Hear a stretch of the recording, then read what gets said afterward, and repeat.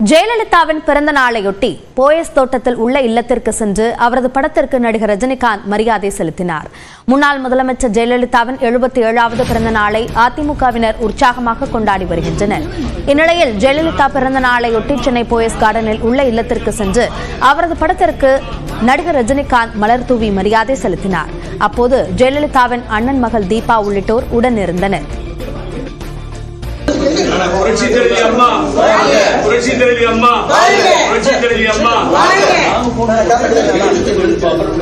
அதன்பின் செய்தியாளர்களிடம் பேசிய ரஜினிகாந்த் ஜெயலலிதாவின் நினைவு அனைவரது மனதிலும் நிலைத்திருக்கும் என்று தெரிவித்தார்.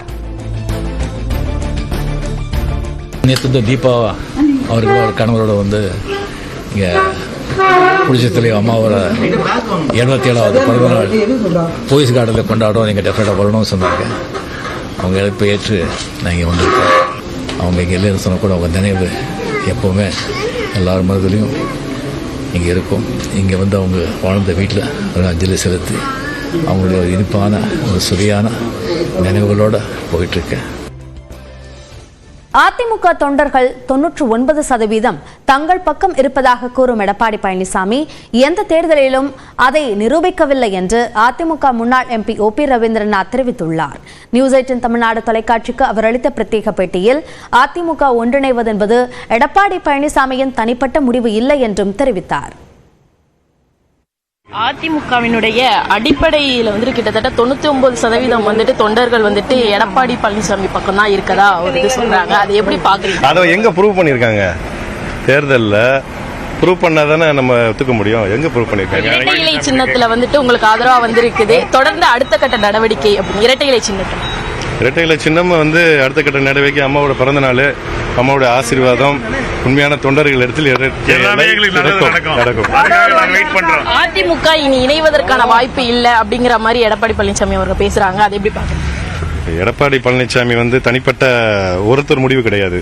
இது 1 கோடி தொண்டர்களோட மாபெரும் இயக்கம். இணைப்பு தொண்டர்களோட மனநிலையில் இருக்கின்றது. அது ஜெயிக்குதா எடப்பாடியோட இது ஜெயிக்குதான்னு பார்த்துக்கோ. முதலமைச்சருடன் அமைச்சர்கள் குழு சந்தித்து எடுக்கும் முடிவை பொறுத்து நாளை மறியல் போராட்டம் நடத்துவதா என முடிவு செய்யப்படும் என்று ஜாக்டோ ஜியோ அமைப்பினர் அறிவித்துள்ளனர்.